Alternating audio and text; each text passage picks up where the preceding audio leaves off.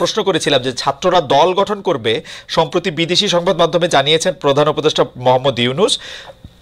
এতে অন্তর্বর্তী সরকারের নিরপেক্ষতা কমবে বলে মনে করেন কিনা?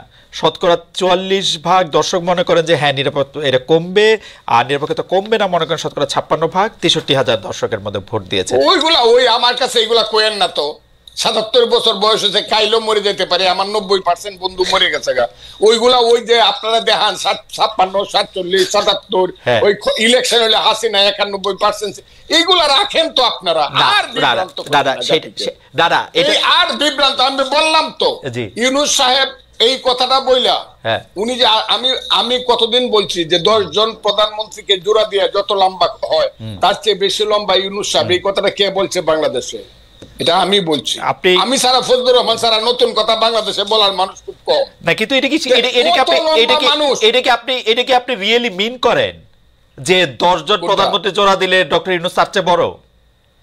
আমি মনে করি এই যে তৃতীয় বিশ্বের ১০ জন প্রধানমন্ত্রী, তৃতীয় বিশ্বের ১০ জন প্রধানমন্ত্রী মানে এটা আমার কাছে মনে হয় যে এটা ওভার স্টেটমেন্ট। উনি একটা প্রাইজ জিতছেন, এটা ঠিক। উনি এই পৃথিবীতে অনেক পরিচিত একজন মানুষ, এটা ঠিক। কিন্তু জনপ্রতিনিধি না, ঠিক আছে, এটা আপনার মতামত। আপনি মনে করেন যে উনি ১০ জনের মতামত। আমি আপনাকে বলি না, উনি বিশ্বে আমাদের হয়ে নাম করেছেন। আমি একটু ওভার বলে ফেলতে পারি, কিন্তু উনাকে আমি উনি কেন ছেলেরাই সব করছে এই একবার কইলেও শেষ হয়েছে, ২বার কইলে প্রতিদিন কয় ছেলেরাই সব করবে। আরে আল্লাহ, ঠিক আছে। না না, এইখানে ছেলেরা সব করে উনি বলছে ছাত্ররা দল গঠন করবে। এইটা আসলে তার নিরপেক্ষতা।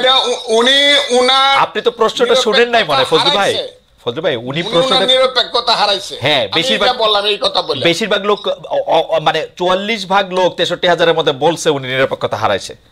এই কথা বললেন, এটা আপনি বলেন। আমি মনে করি শুভবুদ্ধি সম্পন্ন যারা চেতনা সম্পন্ন লোক বেশিরভাগই মনে করবে যে এই কথাটা ওনার ঠিক হয়। কেন বলবেন? ঠিক আছে। জনাব আব্দুল হান্নান মাসুদ স্পেসিফিকলি প্রশ্ন করেছেন, এবং এটি আসলে ফজলু ভাই অনেকদিন ধরে বলে আসছেন, যারা স্বাধীনতার চেতনার সাথে নাই, যারা ১৯৭১ সালকে অপমান করতে চায়, যারা বিভিন্ন জায়গায় বিভিন্ন বিষয় দেখতে চায়, তাদের সাথে উনি নাই। আপনার একটু কথা আমরা শুনতে চাই জনাব আব্দুল হান্নান মাসুদ। না, ফজলু ভাই অনেক সুন্দর কথা বলেন। মুক্তিযুদ্ধের যে আকাঙ্ক্ষা সেটাকে আমরাও ধারণ করি, লালন করি। তো ওনারা আমাদের বাবার বয়সী। আমি ভাইয়ের কথা যখন শুনছিলাম তখন আমি আমার জাতীয় আইডি কার্ডের কথা মনে পড়লো যে সেখানে আমার নামটা একটু মোটা অক্ষরে লেখা, আমার বাবা আর মায়ের নামটা একটু ছোট অক্ষরে লেখা। আর যখন আমি একটু বড় হয়েছি, আমার বাবা মা আমাকে নিয়ে গর্বই করে যে আমার ছেলে এটা হয়েছে, ছেলের পরিচয়টা দিতে ভালো বেশি পছন্দ করে। সুতরাং সেই ক্ষেত্রে আমি তো ভাবছিলাম যে ফজলু ভাইয়েরাও আমাদের সন্তানদের পরিচয় দিতে একটু গর্ববোধ করবে বেশি, যে হচ্ছে না ছেলেদের নামটা একটু বড়। ঠিক আছে, আমরা সন্তানদের গর্বই বোধ করি। আপনি ৭১-এর বিষয়টা হচ্ছে আমরা ৭১-কে নিয়ে আমরা আমাদের ৩রা আগস্ট, ৪টা আগস্ট, ৫ই আগস্ট যখন আমরা আপনার চ্যানেল 24 আমরা বসেছিলাম, সেখানে আমরা বলেছি যে ৪৭ হচ্ছে আমাদের আজাদি, ৭১ আমাদের মুক্তি, ২৪ আমাদের অস্তিত্ব। আমরা ৪৭-এ ব্রিটিশদের থেকে আজাদি পেয়েছি, ৭১ এসে পাকিস্তানি শোষকদের কাছ থেকে মুক্তি পেয়েছি, ২৪-এ আমরা ভারতীয় যে আগ্রাসন সেটা থেকে নিজেদের অস্তিত্ব রক্ষা করেছি। আমাদের কাছে কোনোটা মূল্যহীন নয়। জি জনাব মাসুদ, ছোট করে একটু জানতে চাই, মূল্যহীন কোনোটাই নয় সেটা তো অবশ্যই, কিন্তু মানে আপনাদের কাছে তিনটাই একই রকম, তাই তো? না, আমাদের কাছে তিনটাকেই আমরা আমরা তিনটাকে একই রকম মনে করি। তবে ২৪ সবচেয়ে বেশি ভালো, অবশ্যই বেশি। ৭১-এর গুরুত্ব না সেটা বলছি না, ৭১-এর গুরুত্ব সবচাইতে বেশি, কারণ এখানে অনেক বেশি মানুষকে জীবন দিতে হয়েছে, দীর্ঘ একটি লড়াই হয়েছে যে কোনো কিছুর চাইতে। এর জন্য ৭১-কে আমরা অবশ্যই বেশি গুরুত্ব দিচ্ছি। ফজলু ভাইয়ের কয়েকটা বিষয়ে আমার কথা বলতে হচ্ছে আজকে। ফজলু ভাই যখন বলছিলেন যে আল বদর, যারা ভাইয়ের সমালোচনা করে তারা রাজাকার আল বদরের সন্তান। তবে আমি এই কথাটাকে, ঠিক এই স্পেসিফিক কথাটাকে শেখ হাসিনার সাথে এবং আওয়ামী লীগের সেই টোনের সাথে আমি একই রকম মিল পেয়েছি। একই কথা, একই ভাষায় আওয়ামী লীগের সমালোচনা করলে, মুক্তিযুদ্ধের সমালোচনা করলে মানে আওয়ামী লীগের সমালোচনা করলে মুক্তিযুদ্ধের সমালোচনা হয়ে যায় এবং হচ্ছে তারা রাজাকার আলবদর হয়ে যায় না। কিন্তু স্বাধীনতার 54 বছর পরে কিন্তু মাসুদ ভাই একটা ছোট করে ফজলু ভাই যে কথাগুলি বলেন মানে এটা শেখ হাসিনার ক্ষেত্রে খুবই সত্য। আমরা যখন শেখ হাসিনাকে বলতাম যে দুর্নীতি করতেছে উনি বলতো রাজাকারের সন্তান, আমরা যখন বলতাম শেখ হাসিনা ইলেকশন ঠিক মতো দিতেছে না উনি বলতো রাজাকারের সন্তান বা জামাত শিবির ট্যাগ দিত। ফজলু ভাইয়ের কোন কথাকে আপনি এরকম করে বলতে পারেন যে এই ফজলু ভাই এই দুর্নীতি করছে বা ইলেকশন আটকাইছে? ফজলু ভাই তো স্পেসিফিকলি বাংলাদেশের স্বাধীনতার জায়গাটাকে একটা জায়গায় নিতে চাচ্ছে। আমি স্পেসিফিক্যালি বলছি যে হচ্ছে উনি বলেছেন যে হচ্ছে যারা ওনাকে আওয়ামী লীগের এজেন্ট বলে, এটা তো সমালোচনা যে কেউ করতে পারে, এক একজনের মতামত এক এক ধরনের থাকতে পারে, আমি সেটা মনে করি না। আমি বাইকে দেশপ্রেমিক বাংলাদেশী মনে করি এবং খুবই ওনার ভূমিকাকে করি, কিন্তু উনি বলেছেন যারা ওনাকে এরকম মনে করে তারা হচ্ছে এরকম কমেন্টস করে যারা তারা হচ্ছে রাজাকার। কারণ তিনি তো আক্রমণ করতেছেন জামাত শিবির রাজাকারের এই ব্যাপারটাকে। আমি একটু কথা বলি, আমি বলি 2014 পর্যন্ত একই মঞ্চে জামাত শিবিরের সাথে জামাতের সাথেও ওনারা এবং ওনাদের স্থায়ী কমিটির নেতারা সবাই উঠে যখন কথা বলছিল তখন ফজলু ভাইয়ের মুখে আমি এই কথা শুনতে চেয়েছিলাম। আজকে যখন বিভাজন, আমরা 54 বছর পর আর বিভাজন চাই না। আমরা 24-এ দেখেছি ভারতীয় আগ্রাসনের বিরুদ্ধে যেভাবে ছাত্রদল আমাদের পাশে ছিল সেভাবে ছাত্র শিবিরও ছিল, যেভাবে বিএনপি ছিল সেভাবে জামাতও ছিল। আমরা বলছি আপনার রাজনীতি, সবাই রাজনীতি করুন, কিন্তু হচ্ছে এরকম একটা বিশাল জনগোষ্ঠীকে বাংলাদেশের পক্ষ বিপক্ষ করে দিয়ে আবার আওয়ামী লীগের মতো সেই বিভাজনের রাজনীতি না করা হলো। কিন্তু আপনারা যে সুযোগ পাইলেই বলেন এই আন্দোলনটা করছে শিবিররা, এই আন্দোলনটা করছে শিবিররা, পিছন দিক থেকে পরিচালনা করছে শিবির, জামায়াতে ইসলামী আপনাদের পয়সা দিছে, বিএনপি করে নাই, বামরা করে নাই, কখনো বলি না। হ্যাঁ আমরা এটা কখনো বলি না। আমরা কোত্থেকে শুনলাম এটা? তাহলে ভাই ছাত্র দলের প্রোগ্রামে আমরা এটা করতে শুনলাম, শিবিরের প্রোগ্রামে গিয়েছে, সেটা আপনি বলতে পারবেন যে হচ্ছে খালেদ মহিউদ্দিন ভাই এটা কোথা থেকে শুনেছে, সেটা খালেদ মহিউদ্দিন ভাই শুনবে, আমি এরকম শুনি নাই। আমরা দেখেছি ছাত্র শিবিরের প্রোগ্রামে গিয়ে বলেছে ছাত্র শিবির আমাদের আন্দোলনে সহযোগিতা করেছে, ছাত্র দলের প্রোগ্রামে গিয়েও আমরা বলি ছাত্র দল আমাদেরকে সহযোগিতা করেছে, বিএনপি কে বলি যে হচ্ছে ওনারা আমাদের পাশে দাঁড়িয়েছে, তাই বলে কি পুরো আন্দোলন ওনাদেরকে ক্রেডিট তুলে দেওয়া হয়েছে? আপনি নিজের পক্ষে বললে তখন সেটা নিতে পারবেন, অন্য সহযোগিতা করছে সেটা বললে নিতে পারবেন না, এটা হতে পারে না। আমরা কর জুড়ে আমাদের অগ্রজদেরকে বলবো, আমাদের যারা হচ্ছে দীর্ঘ সময় ধরে সংগ্রাম করেছে তাদেরকে বলবো আপনারা আগামীর বাংলাদেশে ডান বাম ধর্ম বর্ণ এবং হচ্ছে রাজনৈতিক দল বেঁধে জাতীয় স্বার্থের ক্ষেত্রে কোনো বাংলাদেশ বিরোধী কোনো ধরনের বড় একটা অবস্থান তৈরি করবে না, বিভাজন তৈরি করবে না। এই একটা বিভাজনের কারণেই, এরকম একটি বিভাজিত জাতিসত্তা তৈরি করেই আওয়ামী লীগ 16 বছর এই দেশকে শাসন করেছে, শোষণ করেছে এবং বাংলাদেশের মসনদে বসেই শেখ হাসিনা ভারতীয় সকল এজেন্ডা বাস্তবায়ন করেছে। যদি তখনও এই ধরনের বিভাজনের বিরুদ্ধে সকলে বুড়ো আঙ্গুল দেখাতো তাহলে এটা সম্ভব হতো না। আমরা এর জন্য বিভাজনের বিরুদ্ধে অবস্থান নিয়েছেন? অবশ্যই আমরা বিভাজনের বিরুদ্ধে অবস্থান নিচ্ছি। আমরা বলি জাতীয় স্বার্থে মনে করেন ধরেন আপনারা কি বিভাজনের বিরুদ্ধে অবস্থান নিয়েছেন? মানে আমি প্রশ্নটা কেন করলাম, ধরেন এখন কি এরকম মনে হয় 71 মুক্তিযুদ্ধ চেতনা বললে আপনারা গাজি বলে ঝাঁপায় পড়বেন? অনেকে বলছেন এরকম যে এই বাংলাদেশে এখন 71-এর কথা বলা যায় না, এখন মুক্তিযুদ্ধের কথা বলা যায় না, এখন এটার কথা বলা যায় না। আপনারাও বলেন না কিন্তু খুব বেশি। মানে মাহফুজ আলম সাহেব বহুদিন পরে একটা স্ট্যাটাস দিয়েছেন যে মুক্তিযুদ্ধ আমাদের প্রাণের দাবি, জানের দাবি। তার আগ পর্যন্ত কিন্তু মানে আমি জানি না, মানে আপনি বলেন আপনারা কি বিভিন্ন বক্তৃতা গিয়ে আমরা প্রত্যেকটা বক্তব্যে মুক্তিযুদ্ধের কথা বলি, মুক্তিযুদ্ধের সম্মানের কথা বলি। আপনি আমার প্রতিটি টকশো দেখবেন, আমাদের ভাইদের টকশো দেখবেন, যারা যেখানে বক্তব্য রাখছে। মাহফুজ আলম এমনকি যখন লক্ষ্মীপুর গিয়েছে সেখানেও একই কথা বলেছে, বাংলাদেশের রাজনীতি করবে একমাত্র বাংলাদেশ পন্থীরাই, যারা বাংলাদেশকে ভালোবাসবে, বাংলাদেশের জন্য লড়াই করবে, অন্য কোনো দেশকে সার্ভ করবে না। সুতরাং হচ্ছে এর বাইরে আর বড় কোনো কথা থাকতে পারে না।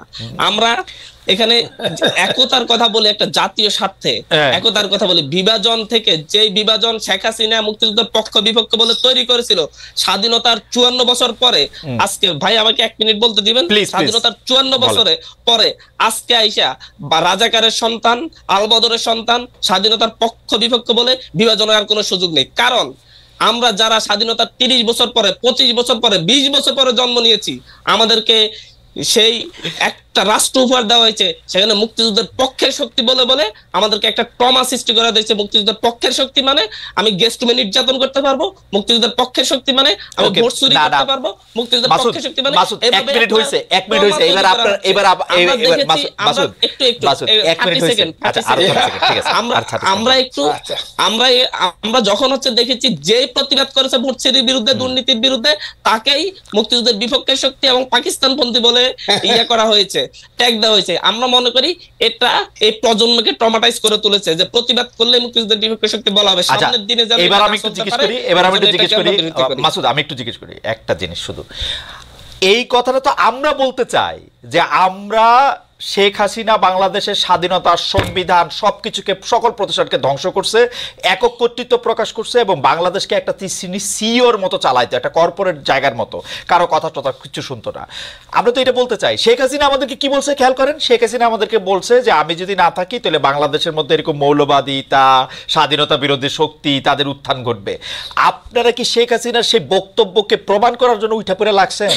আপনি দেখেন যে এই যে ইসলামী ছাত্র শিবিরের মুখপাত্র হিসাবে একটা কাগজ, সেই কাগজের মধ্যে 1.5 মাস ধরে এটা ছাপা ছিল, কিন্তু যে বাংলাদেশে মুক্তিযুদ্ধরা ভুল করছে, মুসলমানরা বিপদে গেছে, এটা ছাপা ছিল। এটা নিয়ে প্রতিবাদ হওয়ার পর আমি নিজের কানে ইসলামী ছাত্র শিবিরের সেক্রেটারিকে এটাকে জাস্টিফাই করতে শুনছি, বলছে বিভিন্ন ধরনের মত পথকে নাকি এখানে এক করা হয়েছে। আপনি এটাকে কিভাবে ব্যাখ্যা দিবেন? স্বাধীনতার পক্ষের সাথে শেখ হাসিনার, মানে স্বাধীনতা কি শেখ হাসিনার, মানে এটা কেমনি কমো আমি, এটা শেখ হাসিনার নিজস্ব সম্পত্তি, নিজস্ব সম্পত্তি। দেখেন খালেদ মহিউদ্দিন ভাই, স্বাধীনতার পক্ষের শক্তি আর বিপক্ষের শক্তিকে আপনি কিভাবে সংজ্ঞায়িত করবেন আমি জানি না, কিন্তু আমি সংজ্ঞায়িত করতে গেলে আমি বলবো আহমেদ আফগানি যেটা লিখেছে তাকে সেজন্য শাস্তির মুখোমুখি হওয়া উচিত, এবং এর প্রতিবাদ আমরাও জানিয়েছি। আমরা একই সাথে তাদের যেই মুখপাত্র, যে সংবাদ পত্রটি মাসিক, সেটাকে আমরা বলছি সেটার এডিটর, সে তো এটা না পড়ে এটা ছাপাতে পারে না, তাকেও আইনের মুখোমুখি করা উচিত। কিন্তু তাই বলে ছাত্র শিবির করা সকলকে স্বাধীনতা বিরোধী রাজাকারের সন্তান বলতে আমি প্রস্তুত নই। আমি দেখেছি তাদের মধ্যে, আমি অনেক শিবির সন্তানকে দেখেছি, তাদের মধ্যে যে দেশপ্রেম আছে, যেটা ছাত্রলীগ এত ইনভলভ হতে তাদের মধ্যে তার ন্যূনতম নেই। কিন্তু পাশাপাশি বাংলাদেশের ছাত্র দল, ছাত্র শিবির প্রত্যেকের মধ্যে আমি দেশপ্রেম দেখেছি।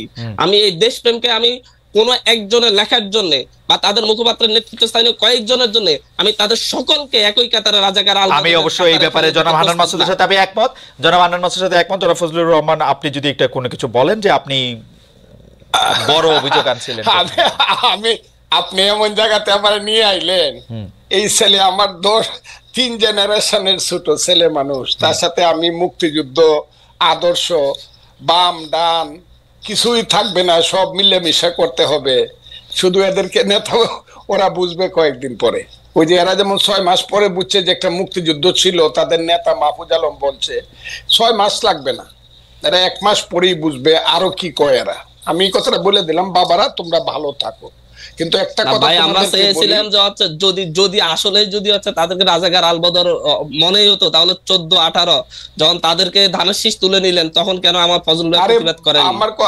আমি তোমার বাবা, তোমার কথার সময় আমি কোনো কথা বলি নাই, তুমি একটু শোনো। কারণ তোমাদের আমি এই প্রথম একজন মহান নেতার সাথে বসলাম, তোমাদের মতো যারা একদম বিপ্লব করছো। এর আগে কোনো মহান নেতার সাথে আমি বসি না। আমি আগে জানলে মহিউদ্দিন সাহেবরে আমি অন্য কিছু বলতাম। শুনো তুমি কথাটা, ফাউন্ডেশন কি বুঝায়? একটা বিল্ডিং এর ফাউন্ডেশন, বাংলাদেশের ফাউন্ডেশন কি? বাংলাদেশ নামটা কিভাবে হলো, কিসের মধ্য দিয়ে বাংলাদেশ? এটা তো নামটা ছিল পূর্ব পাকিস্তান, এটা বাংলাদেশ হলো কেমনে? তুমি 47-কে বলতেছো আজাদির যুদ্ধ, আজাদির যুদ্ধ তো 52 সনে শেষ হয়ে গেছে। 52 সনে আইসেই তো স্লোগান হয়ে গেল আমার মায়ের ভাষা কেড়ে নেওয়া যাবে না, যখন পাকিস্তানিরা, পাঞ্জাবিরা আমাদের ভাষা কাইরে নিতে চাইলো। মাত্র 5 বছরের মাথায় তো সব শেষ হয়ে গেল। এরপরে 52 থেকে যে তোমার সাথে কি বলবো, 69, 71, তোমার বাবার জন্ম কত সনে আমি জানি না, আরো পরে হবে, আমার চেয়ে ছোট হবে তোমার বাবা। তুমি একটা কথা মনে রাখবার চেষ্টা করো, ইতিহাস বাদ দিয়া বাংলাদেশের এই যে 62, 64, 66, 69, 71 বাদ দেয়া শুধু তোমরা এসে একটা আন্দোলনে জয়লাভ করে ফেলছো এবং আন্দোলনের মাথায় তোমরা দাঁড়াইছো। এই ফসলটা কিন্তু বপন করছে জমির মধ্যে বিএনপি সহ বিরোধী দল, বীজ ফালাইছে বিরোধী দল, চারা লাগাইছে বিরোধী দল, আলিবাজ দিছে বিরোধী দল, ধান হলুদ করছে, পানি দিছে বিরোধী দল। তোমরা এসে 1 মাসে কাইটা দিছো, 1 মাসে কাইটা দিয়ে তোমরা মনে ছোট প্রশ্ন করতে চাই, আপনি যাদেরকে বলতেছেন ওরা এসে কাইটা দিছে, ওরা না আসলে আপনারা কি কাটতে পারতেন? একদম একদম, হয়তো আরো 15 দিন পরে হইতো, আরো 1 মাস পরে হইতো, কিন্তু হতো না। কে বলছে হয় নাই? একদম, কারণ জিনিসটা তো একদম পাকা ছিল তো। 17 বছর হয় নাই। এটার উপায় আমি তাদেরকে অসংখ্য ধন্যবাদ দিব, মাথা নিচু করে একদম। আমি আমার সন্তানদের প্রতি অনেক বেশি শ্রদ্ধা জানাবো যে তারা এই নেতৃত্বটা দিছে, কিন্তু এর অর্থই না যে এই যে 15 বছর যাবৎ বিএনপি সহ সমস্ত বিরোধী দল শত শত হাজারে হাজারে জেল কাটছে, লাখে লাখে মামলা খাইছে, শত শত গুম হইছে, এই সব বাদ দিয়া এই সন্তানেরা যদি বলে তারাই সব করে ফেলছে, তাইলে তাদের সাথে আমার কথা তারা পরে বুঝবে। ফজলু ভাই, আমি একটু আপনার কাছে হাত জোর করে বলি, ওরা তো এটা বলতে চায় না যে ওরা সব করছে। ওদেরকে ওরা যখন না, আপনি দেখেন, ওরা যখন বিএনপি কে সরকারে আসতে বলছে, বিএনপি সরকারে আসে না, ওরা কি করবে? বিএনপি সরকারেও আসবে না, ডিস্টার্ব করবে, তো কেমনে হবে? মাসুদ আমার সন্তানের মতো। আমি যখন ছাত্রলীগের প্রেসিডেন্ট 80 সনে, ওই সময় ও জন্মগ্রহণ করে নাই। আমি 80 সনে ছাত্রলীগের প্রেসিডেন্ট, 83 পর্যন্ত এরশাদ বিরুদ্ধে আন্দোলনের আমি প্রধান নেতা। যেদিন জয়নাল, জাফর, মুজাম্মেল, কাঞ্চন, দীপালি শাহ, আমি প্রধান নেতা, আমি একা বক্তৃতা করছি। এগুলো তো এদেরকে বলে লাভ নাই তো, এইসব কথা। তুফাইল আহমদরা কারা, শাহ মুয়াজ্জেমরা কারা, নূরে আলম সিদ্দিকে মুক্তিযুদ্ধ কারা করছে, এরা কি আন্দোলন সংগ্রাম করে আমার কথা শুনলেন? এক সেকেন্ড, এরা কি আন্দোলন করে কইছে আমাকে মন্ত্রিসভায় নেও আর আমার কথায় রাষ্ট্র চলবো? এরা তো গিয়ে এখন গ্রামে গ্রামে বৈশা থাকে, ওই যে সমন্বয়কের নামে জেলায় জেলায় কি করতেছে তারা। এখন দল করবে, আমি তাদেরকে অভিনন্দন জানাই রাখলাম। বাবারা, একটা দল করো, তোমাদের দল অনেক বড় হোক, সব মানুষ তোমাদেরকে ভোট দেখ, তোমরা মানুষের কাছে যাও, গিয়া তোমরা দেশ চালাও। কিন্তু আমাদেরকে নিয়ে, আমাদের মুক্তিযুদ্ধ নিয়ে কটাক্ষ করিয়া যা ইচ্ছা তা বলবা যে আমরা মাপ চাইতে হবে, এখন মুসলমানরা আল্লাহর কাছে মাপ চাইতে হবে, মুক্তিযুদ্ধের যে কথাটাও আমাদেরকে সহ্য করতে হবে, এবং এই কথার পিছনে জামাত ইসলাম নাই, এটা আমাকে ধরতে হবে। এটা কে বলছে? জামাত ইসলাম সব কিছুর পিছনে আছে, যেখানে তোমরা বলো শিবির আছে সমস্ত কিছুর পিছনে। তবে একটা কথা তোমাদেরকে বলি, এই দিন কিন্তু দিন না, this is not the last. এই মুভমেন্টই লাস্ট মুভমেন্ট না, কিন্তু এই গেমটা কিন্তু ফাইনাল গেম। তোমরা যেটা বলতেছো may not be final game in the history, এটা সেমিফাইনাল, ফার্স্ট রাউন্ডও হইতে পারে না। কিন্তু আপনি কি ওদেরকে বেনিফিট অফ ডাউট দিবেন? ওরা তো প্রত্যাহার করলো, এবং কেউ তো আজকেও হান্নান মাসুদ ওই লেখার কথা আপনি বলতেছে, আজকেও হান্নান মাসুদ বলতেছে যে ও শাস্তি দাবি করে, যে লেখক এই লেখা লিখছে, ও দাবি করে যে এডিটর এটা দেখা দেখে নাই সেটার। এটা তো ওর অবস্থা না, অনেকের অবস্থা। কার কাছে দাবি করে? জামাতের কাছে। শাস্তি কি জামাতের মতো একটা মেথডিক্যাল দল, একটা ক্যাডার ভিত্তিক দল, তো 1 সেকেন্ড লাগে শাস্তি নিতে। জামাতের নিচে কতদিন হয়েছে? আপনি তো নিচে না তো, বরং জামাত শিবিরের সেক্রেটারি যে, আমি আপনাকে কি বলবো, সভাপতি যে যেভাবে আমি হেলালের সাথে তর্ক করছে, আজিজুল বাড়ি হেলালের সাথে, মুক্তিযুদ্ধ যে সঠিক ছিল না, এটা কি ছিল, এইসব কুকথা আকথা বা ওই যে কুযুক্তি, আমি তো ছেলেদের সাথে আলাপ করতে না। আপনি ছেলেদের সাথে আলাপ করেন, আপনার কথা বাংলাদেশের সবাই শুনতেছে, এই মুহূর্তে 13,000 জনের বেশি এতে লাইভ দেখতেছে। আপনি আমাকে একটা কথা বলেন, আপনি বাংলাদেশের একজন, মানে আমি কি বলবো, সবচেয়ে সাহসী মুক্তিযোদ্ধাদের একজন কমান্ডার। আমাদের যে 54 বছর পরে আইসা মুক্তিযুদ্ধের গুরুত্ব ওদেরকে বুঝাইতে হইতেছে, আপনি যাদেরকে 2 প্রজন্মের পরের, 3 প্রজন্মের পরে, আমারও 2 প্রজন্মের পরের যাদেরকে এটা বুঝাইতে হইতেছে, এর জন্য কি আমরা দায়ী না? আমরা মুক্তিযুদ্ধটাকে কোন জায়গায় নিয়ে গেছিলাম? আমরা সব জায়গায় দায়ী। 54 বছরের মুক্তিযুদ্ধকে সবাই, আপনি আমার ওই বক্তব্য শুনবেন, আমি আমার সন্তানকে বলবো, ওই যে আমি বলছি যে প্রথম দিন থেকে মুক্তিযুদ্ধের ট্রেনটা ভুল লাইনে উঠছিল। শুনছেন আপনি আমার এই বক্তব্যটা? এটা আমি কারে বলছি? যাকে আমি পৃথিবীর মধ্যে এক সময়ে, আমি আর বললাম না, শেখ মুজিবুর রহমানরে বলছি যে উনি ট্রেনটা ভুল লাইনে তুলছে। আমি বলছি, এটা ওনারা বলছে, আমি বলছি মুক্তিযুদ্ধের লাইনটা প্রথম দিন থেকে ভুল লাইনে উঠছে। এটা যাওয়ার কথা ছিল চিটাগাং, কিন্তু এটা টঙ্গী গিয়ে। কিন্তু আমার একটা আফসোস কি জানেন, যেই কথা আপনি ধরেন 1972, 73, 74 সালে আপনি বলতেছেন 30 বছর 35 বছরের একটা দুর্দণ্ড প্রতাপশালী যুবক, সেই কথাই যখন আবার ওরা বলে, ওর কাছাকাছি কথা বললে আপনি এটা সহ্য করতে পারতেছেন না, এটার কারণটা কি আসলে? না, ওরা তো মুক্তিযুদ্ধটাকে মাকে অস্বীকার করে, মাকে যে অস্বীকার করে সে সন্তান না। আমি তো মাকে অস্বীকার করি না, আমি বলি আমার মাকে ভুল পথে নেওয়া হয়েছে, আমি বলি সেইটা। আমি তো মাকে অস্বীকার করি না, তো মা অস্বীকার করে।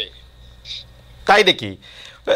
আমি মুক্তিযুদ্ধ তো অস্বীকার করি না, আমি বলি মুক্তিযুদ্ধের ট্রেনটাকে ভুল পথে চালানো, আমি বলি তো সেইটা।